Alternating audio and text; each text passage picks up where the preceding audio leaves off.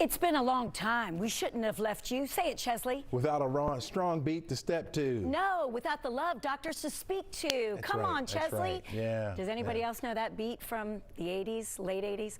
All right, we've been gone for quite a while, so long that I forgot that this is called a lab coat. A lot of couples have needed our advice, and we are here today to dive into our first relationship question. Are you guys ready? Mark, are you ready?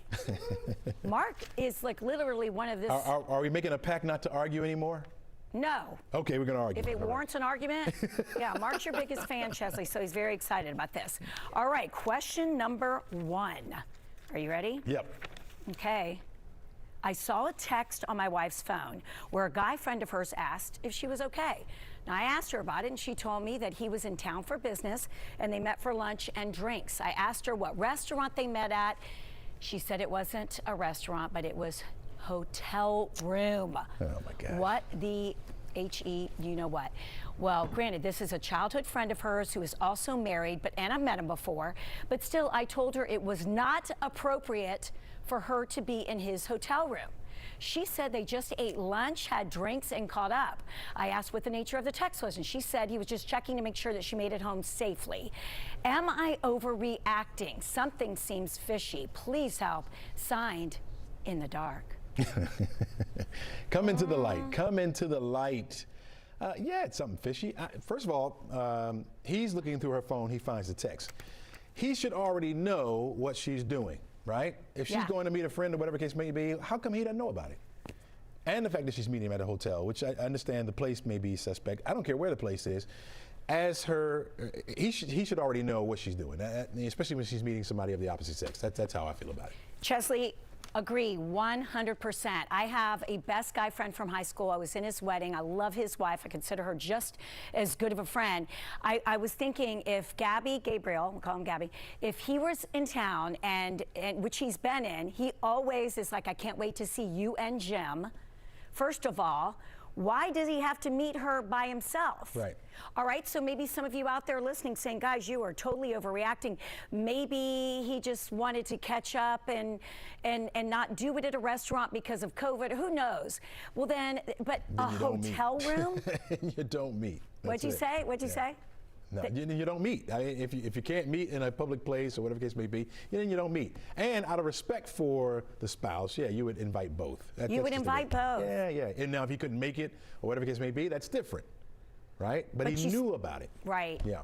Yeah, you tell him, hey, guess who's in town? I'm going to see him. You don't surprise your spouse. I hate to say it, something does seem a little fishy.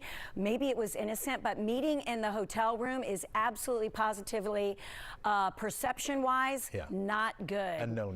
No. Yeah. If you're worried about COVID, go meet in a park or something. I wonder if his wife knows about it. That's a very good question, Chesley. We'd like for you guys to weigh in on that. All right, let's move on to number 2. Don't be meeting anyone in a hotel room, please, people. Okay, I met a guy on a dating app who's perfect on paper. Of course. Real nice, good job, very attractive, around my age, early 30s, but we don't really share any interests, and he doesn't have much of a personality, poor thing. Oh, we've been on a couple of dates, even went for a long run together. I don't feel that spark. Should I keep him around for a few more outings, or is there a limit on when it becomes really kind of stringing him along? Sincerely, avoidant Abby. See, this goes back to, what are you looking for? You're looking for the nice job, the attractive face, or whatever the case may be. With nothing in common, all that stuff means nothing. I know that societal-wise, that's what we're looking for. We're looking for the nice job. Oh, he can take care of me, or she can take care of me, whatever the case may be. But without the connection, what do you have? Yeah. Nothing. I don't care what kind of car they drive. I don't care what kind of house they live in. True. All that stuff means nothing if you don't have the connection. Now, Chesley, I will say this, and I got married later in life, met Jim when I was 36, married at 37. At first, Jim was super quiet on our dates, and I was like, but I like him, so I did. Now he never shuts up, Chesley, sorry. You talk too much. No, I do sing that to him every now and then. But so I gave him a chance, so I'm more of the line of, give people a chance. I wouldn't say it's stringing along just yet, but I do hear what you're saying. Sometimes we care too much about the external things, so you might be checking things off the list. I would say give him, put him in a couple more different opportunities where you might see how you guys connect. And then after a handful of times, I would say, then it's okay to move on if you're really just not feeling it. But What was it that attracted you to Jim? Well, he's handsome. Jim has the best heart, and he was very consistent. Like he was just so polite and consistent. And he's 4 years older, and I'd been dating young guys in LA, or my age and maybe a little bit younger. It was just refreshing to have someone who was. That was a very good question, Chesley. Yeah, Thank you. not his car, not his house, not his money. No. Right? Exactly. No. Exactly my point. He was so kind and fun. Okay, anyway. Yeah. I got you. I'm gonna make out with him when I see him tonight, Chesley. Come on. All right, sorry, TMI.